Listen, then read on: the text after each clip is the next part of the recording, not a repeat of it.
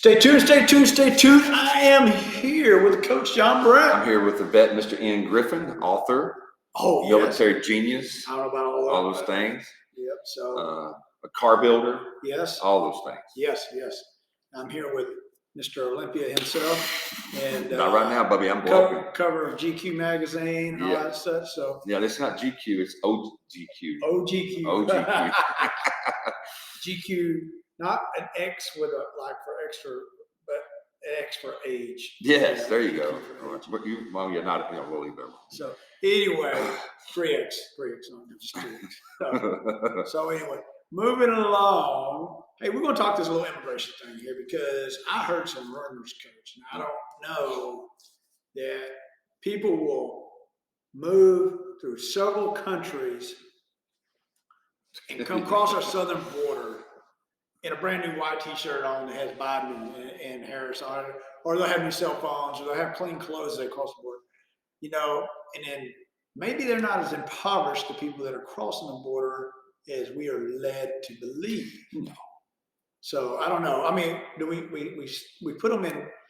We put them, from what I understand, we put them in fine accommodations like soldiers would be in, like a Motel 6, or or in a tent. We don't do that. No, they're being set up in all kind of different places. I think the first thing I want to go back is there's so many people coming across the border. I mean, it's about 100,000 a month, what I'm understanding now, illegally. And I heard a stat. I was listening to C-SPAN the other night and had a special guy, or a guy that was specialist in that field. And it says, of all the asylum claims, because everybody now is just they're told how to they can claim asylum. Going 2 and 3 countries away is kind of interesting also.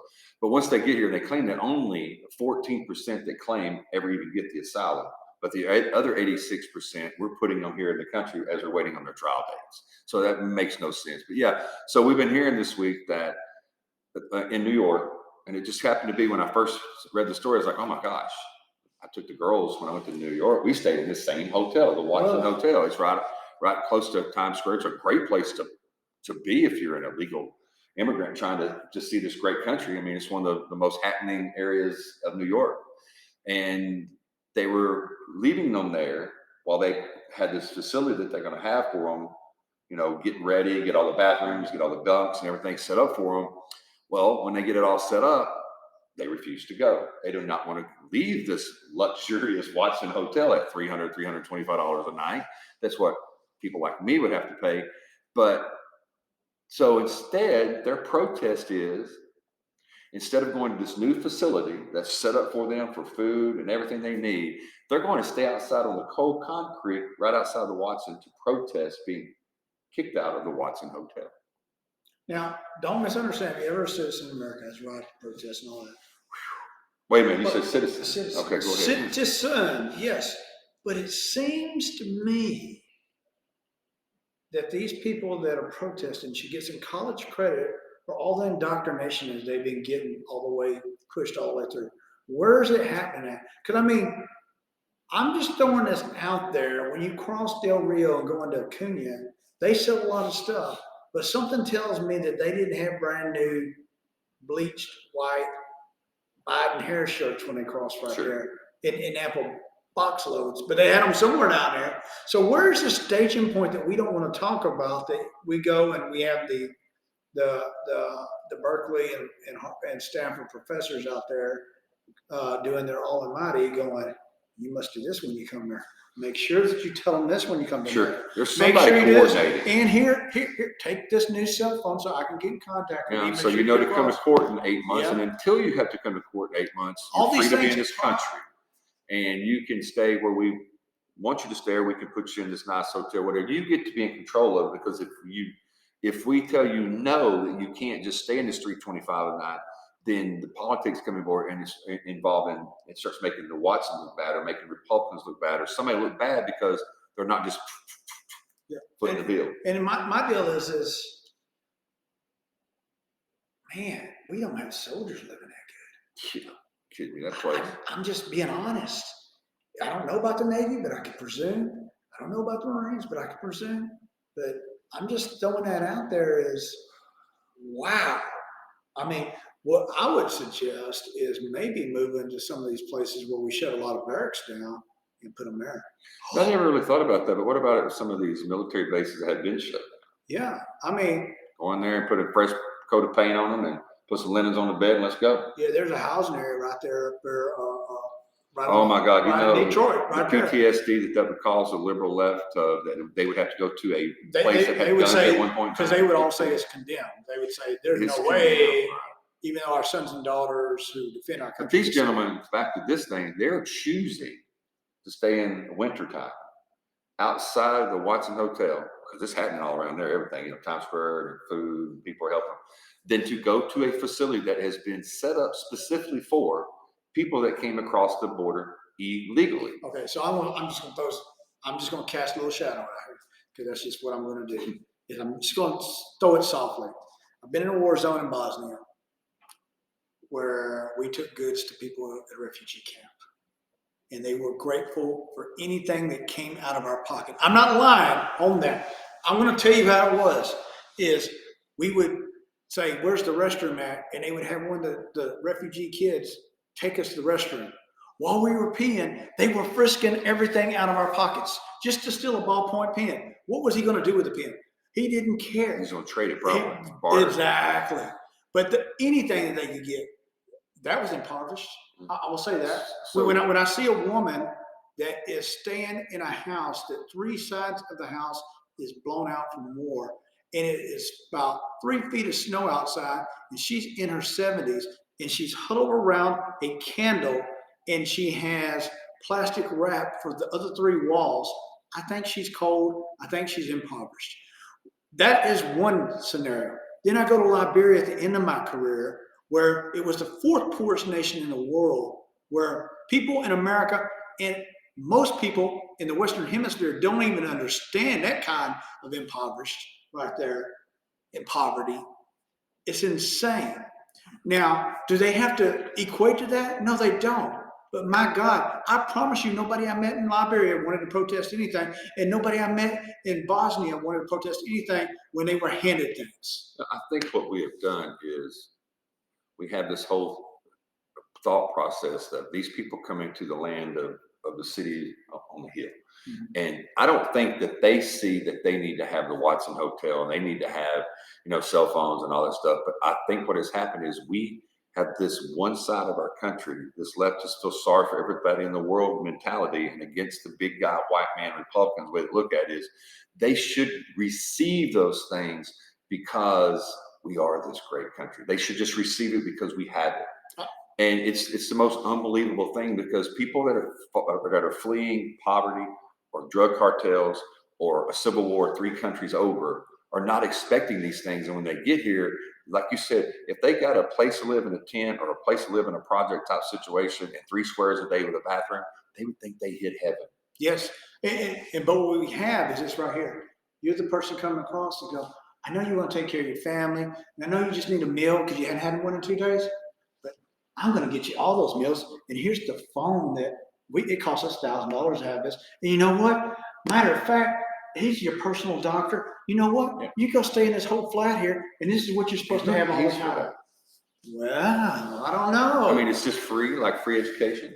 I don't know. I mean, somehow there's this free thing that I don't know how it's free. Where is the money coming to finance all this? Probably those last minute budget bills, to be honest. Could be. And because, we could spend it on the border as long as it didn't have anything to do with any form of incarceration. Well, I've always thought that it was really hypocritical that when the border is being overrun and no one in Washington, no one in Northeast, no one that's in politics of in the big city of Washington, D.C. cares anything about it.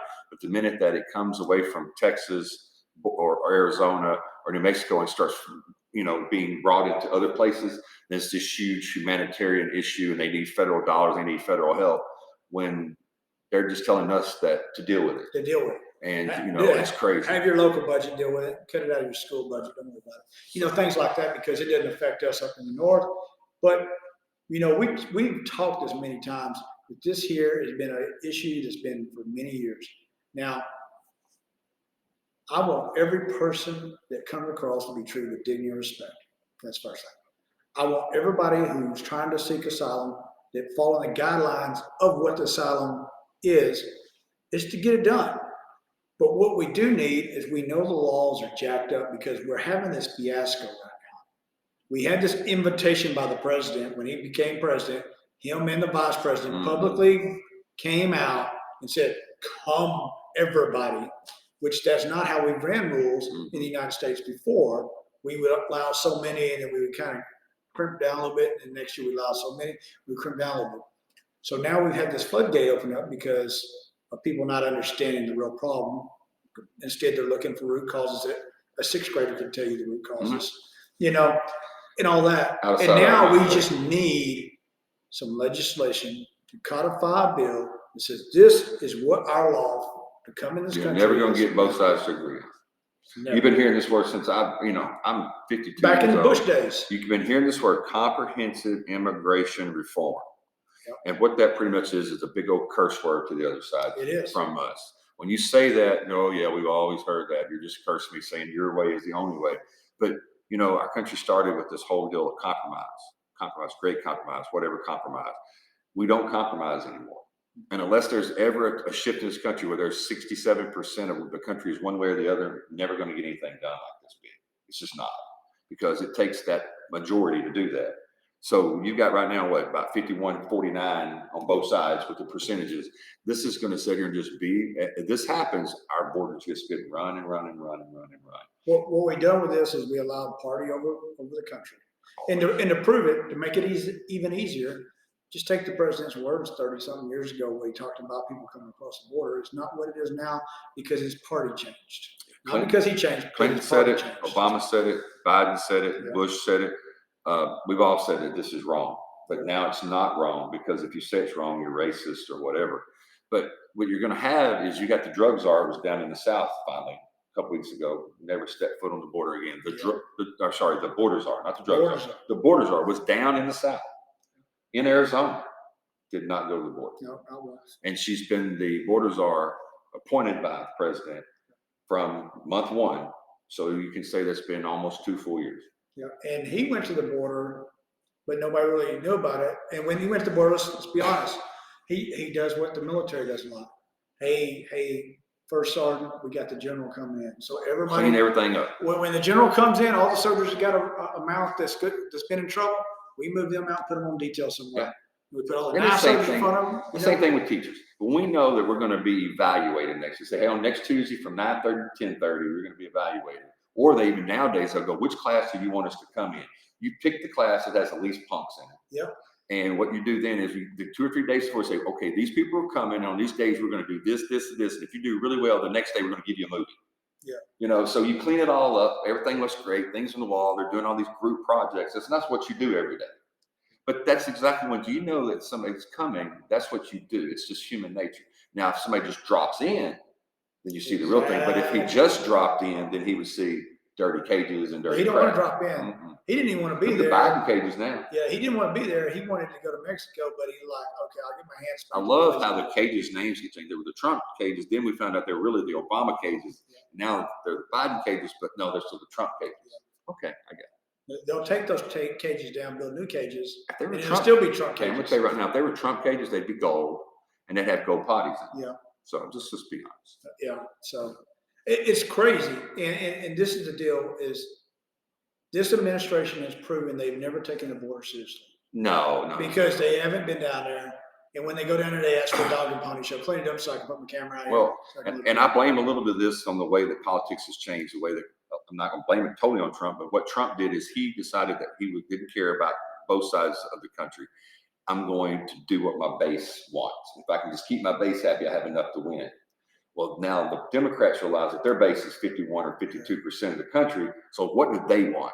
Oh, they don't really care much about the border like the other side. So that's what we're doing. So now we have base politics. Both of them is party over country. Exactly. George Washington was so smart. Why wish he'd come back and bring a musket or Yeah, two? just spank some people around, throw his wooden teeth at them or something. Boy, yeah, chew one of them up with it and spit it out. So we got some issues there, Always with the border. and this puts the desperation clause into people. It puts us in doubt on that in regards to some people crossing the border. Now, I'm quite sure there is some, and there's some horrific stories regarding the border. My wife and I watched over a year ago when they had having kids dangle off that wall that just left out there, and you're just like, It's a 5-year-old. Holy smoke. I mean, that brought tears to my Yeah. eyes. You know, there's some real issues here that, let's be honest, is our elected officials don't give a flying flip Well, on. So last thing I'll say on this is, there's been about 100,000 a month since Biden has taken office.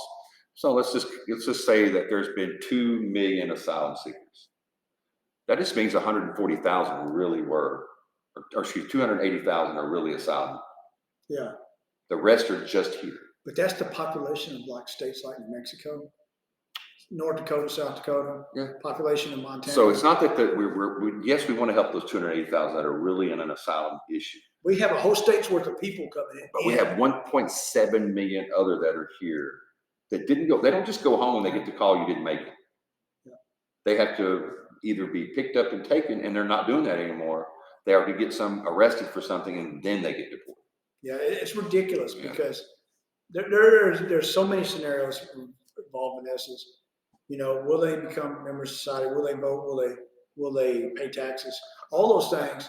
I mean, we got a state's worth of people that we've allowed because a president said, I want to pander my party. It's open, guys. Y'all happy now? Thank you, Nancy. Thank you, Chuck. Yeah, And we're happy. one thing I'm going to give you on deportation, this is 100% true that's going on. I have an inmate in my facility that's got a 10-year sentence for an assault charge out of Austin, Texas. He got a 10 years because he is here and it's a felony and he was here illegally. He doesn't get parole. Most of them get parole after about 5-6 years on a 10-year sentence. So he has to stay here his whole 10. 10 years ago, when this was first going on and he got arrested and charged, he was told, as soon as your sentence is over, we're going to put you on a plane and send you back. You're deported. Mm-hmm. So he just found out recently, though, they're not the way they're doing it anymore. So what happens is 3 months before his sentence is over, he'll be sent to the Walls unit at Huntsville. The week before he gets out, his 10 years will be over. He'll call ICE and say he's going to be out at this time at 9 a.m. Mm-hmm. They will put him in segregation at 8:30 that morning. And at 9 o'clock, they're just waiting for ICE to come pick him up. If ICE does not show up within 72 hours, the doors open and he hits the streets in Huntsville. That's the way the system works right now. On the other side, on a different case, people that's been here 5 and 10 years, they have not got their citizenship. And then we go in and they've lived here most 3/4 of their life. Okay. Then we deport them. Where do we deport them to? They don't even know. They never lived there. They never lived there. Don't even know where they're going. Yeah. So it's both sides. So this is why there has to be some reform on this, because that answer needs to be resolved. Think about this. Somebody comes to your house and say, hey, you're just not a citizen no more. We're throwing you in Bolivia. You don't even know where the hell Bolivia is. No, I don't even know. And maybe don't even speak their language. You never had a job there, never got education there. What are you going to do? I mean, so there's some issues here that are legitimate. But I don't think what we do is put them up at the Watson or the Waldorf and all these hotels on our dime. Yeah, that's what we got. We made a decision to do that for a temporary space until these facilities were done. You either go there or you hit the street. Well, now they're going to the homeless population. That's not my deal. I don't want them in crack houses, but I don't want them in the nicest hotel in the town either. What I want is the same standards you apply to a soldier and put them in those places like that. There you go. Amen. All right, brother. So from the coach to the vet. Stay tuned.